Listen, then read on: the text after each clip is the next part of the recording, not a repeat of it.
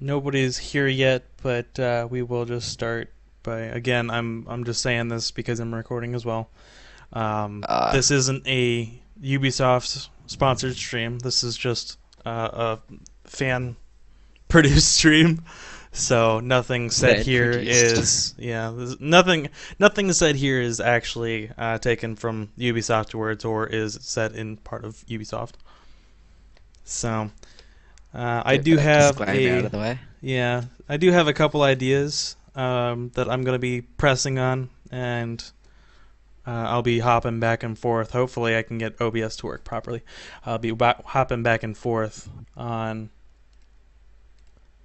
between the stream, or sorry, between the picture and in game, because there's some stuff I want to show in game, and some locations I want to talk about in game that I'm not going to be able to show exactly, but I'd like to pinpoint those. Um, So let's start with the did you know?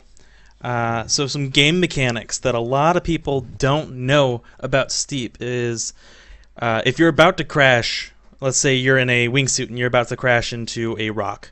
Instantly, that would be a KO if you did nothing, like you pulled your parachute, you did anything like that, you tried to avoid it but you couldn't, whatever, it doesn't matter. If you're going to smack into this rock, there is a quick, you do it quick enough, you'll be fine. You can stand up from it. But you press up on the D-pad or you bail right before you hit a rock, your G's will reset and you will only get maybe 2, 3 G's. I'm not saying it's going to work every time, but it is a beautiful mechanic if you can get it to work. It's very consistent, and I would suggest that for any kind of mountain stories that you're going to do, stuff like that. That stuff it saved my life a lot of times when I'm trying to get through these missions real quick. All right, so we got some. What other one? Another wingsuit mechanic is dodging. A lot of people don't know about the dodging mechanic because it's so hard to pull off, but that increases your ability to uh, move in like a diagonal direction. It makes you quicker in the wingsuit. Now, it doesn't matter if you know that if you're not able to pull it off, and it's really hard. So you're just trying to get used to the game. Most normal casual players can't pull this stuff off. But if you're really into the wingsuit and you're like, hey guys, look, I need to get this world record. There's tutorials on how to do it, but the dodging mechanic it's an exploit to make you go a little bit faster in a diagonal direction. And it doesn't actually increase your horizontal speed, it just adds velocity in another direction. So that's how it works. It kind of does like a diagonal movement to whichever side you're dodging to. So it does work left and right dodging. And you And can then do with it. the races, Yeah, I do that with the with the races. races, There's absolutely no reason to do it in anything other than like a race. Um, but if you want to get good at this, the way I'd suggest to do it is base jumping. If you've got the DLC and you're like, okay, you know what, I want to get good at this, base jumping is the best way because you can very easily see the mechanic. If you're jumping off of a cliff or something like that and you can't make the distance just by holding back, what's probably going to help you out is turning a little bit to the side and then dodging away from the cliff. It will give you a little bit of momentum in that direction, and you'll be able to see how it works because it works between base jumping, wingsuiting, and very lesser rocket wingsuiting. It's almost not prevalent at all in rocket wingsuiting. I'd say just go like even I don't use the dodge mechanic in rocket wingsuit because it's just too hard and it doesn't make up enough time to be worth it. But yeah, those are my three biggest mechanics I know of. If there's any mechanics you know of personally, Doctor, that you'd like to share, no, or no? Okay, yeah. If you no, guys have any ideas for mechanics or anything else that you'd like me to share in the next podcast, let me know. I will add that as well, and I'll go over not next a time. mechanic, but turn off trick safety. Turn off trick safety. Well, that's true. Yeah, but it doesn't help as much because there are so many problems with the G4 system right now that Yeah, you'll end up doing half flips and landing on your face for no reason. And trick safety kind of helps against that. So I would say keeping trick safety on just because trick safety is just, if not more realistic, it's more fluid. I would say it that way. Okay, so we're going to go to points of interest, or more specifically, interesting locations. There's 2 I love yous written in the map. There's one in the Alps that's I space LOVE space U, and it's written into the ice on the map. I don't have the coordinates for that, and I really should, but there is also another one that's out in the corner of Alaska that also says I love you, and it's all written in logs. Those are some fun stuff. If you want to look for them, there are tutorials and stuff out there for them, as well as coordinates, so it's a pretty easy see. Got Crispy in the comments saying, is there any difference between how many points a trick does? I heard a nose grab and Krails give most, but I don't know if that's tested. Okay, so there is absolutely no difference between a nose grab, Japan, or anything like that. There is no point difference. What is the difference is how quickly you can finish the animation, because the points only start adding up after you finish the animation. So let's say you do a nose grab, which is technically the quickest animation in the game, nose grab for the snowboard, you're going to get more points because you have started that grab earlier and you're holding it longer. That's the only difference, because no otherwise is there any difference. We did talk to the devs about that, but they had no idea that there was a difference until we told them. So that's it for interesting locations. But did you guys know that in the history of Steep, there was at one point where you could spawn on a rock underneath the cliff? So doing LaFuse was almost impossible, because when you would retry, you'd start onto the rock underneath the snow surface, and then you'd go flying up into the air. That's an interesting thing that was fixed within, I think, the first month of Steep being released. But that goes back into some history of Steep, as well as when Alaska was first released. Yeah, that was the most. Yeah, that's exactly. I love Pack. It was the most annoying glitch I have seen in the game, but it was another glitch that it's been removed since. But you could go into paragliding, and if you exactly at the same time that you went into the paragliding sport, you went into the binoculars as well, you could look down, and you'd know that this would work. You would look down, and you would see the seat of your paragliding suit, but you were like standing up, so you wouldn't see your body or anything like that. And that's how you know it worked. And you would also be able to start, you'd be able to take off after that point. It's no longer on the game, but if you want to look at it, the person to go to is Slippy Slides on YouTube. Slippy Slides, SLIPPY space SLIDES, and he has some get out of the map glitches and stuff like that. He also found out that underneath of Alaska there is a second map. I mean, it wasn't exactly an entire flushed out map, but it was a secondary map that we could have seen implemented into the game. And actually, let me go into OBS real quick here and transition. If we go back, because the only way he was able to figure that out is by going into the paragliding and flying out of the map. But we have a little bit of an easier way to look at it now. So I just did a little trail here, just a little itty bitty trail, and you go to your trail and you watch the replay, and you can pause. It doesn't matter really where you are, but you go into director mode and you can fly underneath the map. And you can see over there, the map that Slippy Slides found is actually no longer underneath of Alaska, but it was moved to this side of the map. And if you go above the ground, you can't see it. You can't see it over there. You can kind of see the snowbank where it should be, but you have to go back underground to see the pools of water over there. And unfortunately, there's no current way that I know of to get out of the map. If you guys know of that, please let me know in the comments. That will help me out a lot. I'm going to be uploading this to YouTube, so hopefully you'll be able to give me some information on how to get out of the map now. But right now, yeah, there's no way but to go into director mode and look under the map. I think that's really cool. I would really love to see what they do with that, if they're ever going to do anything with that in the future. But yeah, it's no longer underneath of Alaska, so that's a cool little history token for you. Alright, let me switch this back. Okie dokie.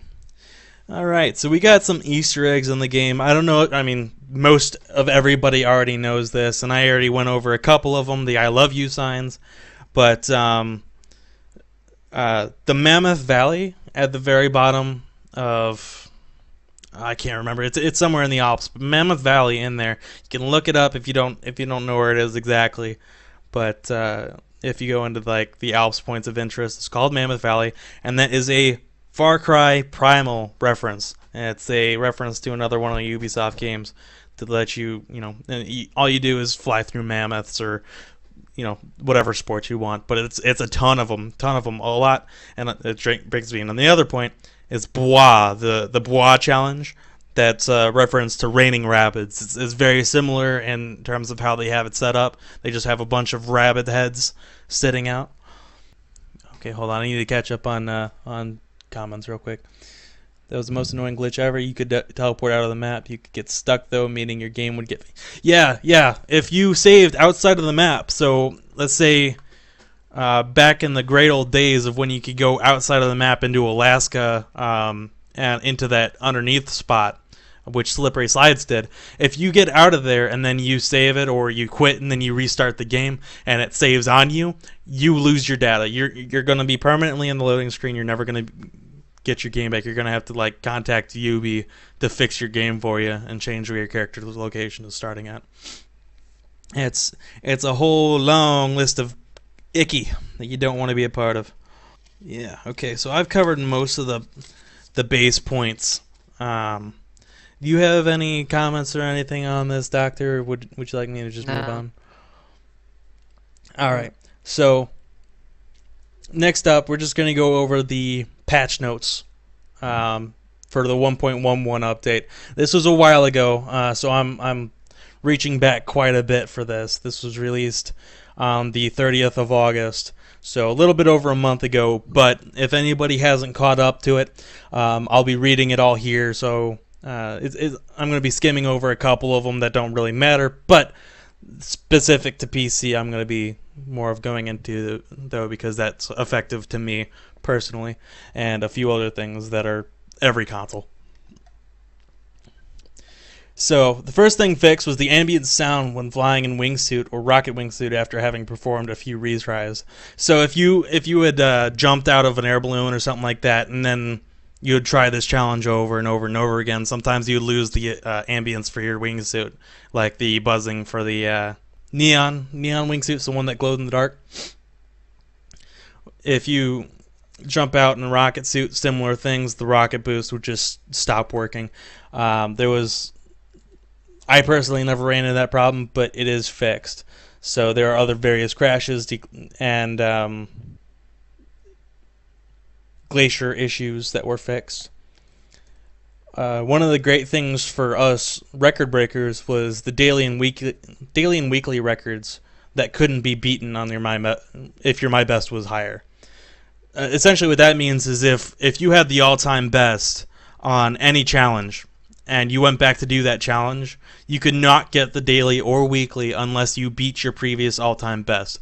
Now, some may say that, hey, that's a good thing. You could have, you don't destroy the daily and weekly bests every day, and gives other people a chance to get the daily or weekly bests. But same said for the other side. If you want to have that daily and weekly every day, hey, there you go. Another thing was fixed was the upside down achievement of the same name of You Spin Me Round achievement, but their descriptions were displayed correctly. Essentially, those two had the same name, but their descriptions were correct. It just looked a little weird, so that was fixed. The score to beat will be set to 0 points, and my best would not be displayed after each massive switch. So if you move from one massive to another, the score to beat for all the challenges would be set to 0, and you wouldn't have any best. It's pretty self-explanatory, most of these, so I'm just going to run through them. The camera can be placed under the Alps map under certain rare circumstances. Now, I just proved that you can still do that in director mode, but this is more related to while in like riding or something like that, so that prevents any of the mistakes like that going on. Another thing was the rocket suit trails made by a friend or in spectator mode can be seen even when that friend is idle. So when the friend was just standing still, the rocket boost would keep pushing out, and it's like what that doesn't make any sense. But they got that fixed, so you're good to go.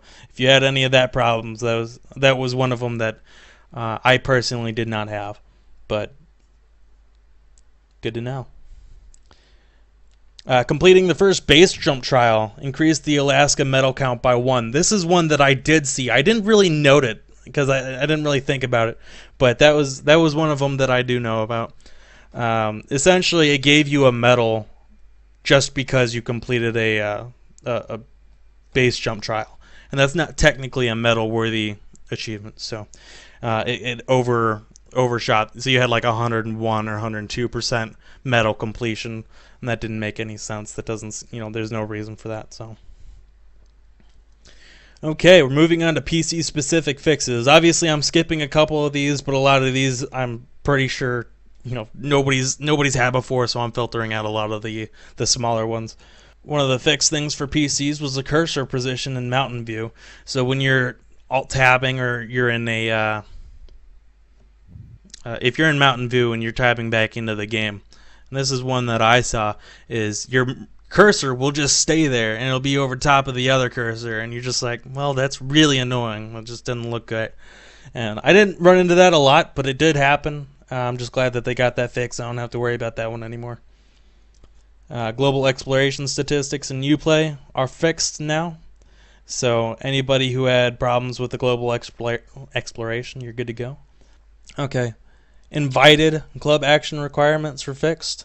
The vertical axis for sports functionality for gamepad affects keyboard and mouse. I have no idea what that means. I'm guessing that it inverted the keyboard and mouse functions incorrectly, and they fixed it. The wrong UI scaling using ultra-wide monitors. I could see that being a problem if you had a specifically large monitor, but I only have a normal 1080p monitor, so. Missing sounds if a player alt-tabs during a cinematic video. I don't play with sounds, so I don't know this one personally, but if you ever had a problem with sounds, it's fixed. Good to go. Essentially every problem with sound seems to be fixed at this point. All out of the game crashes as well, and several text overlapses in UI. So if you had problems with the text jumping over each other and just being garbled mess, it's just that play. No, I'm reading the current ones that were released August 30th by Federico, UB Ligario. These are the old ones, PC. I don't have any patch notes for the new ones, and I can't even talk about it anyway if I did. So we'll just be sticking to what information is available to everybody else at this point.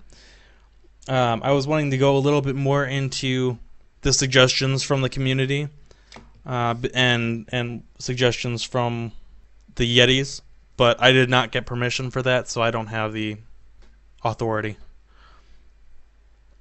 So we're going to be,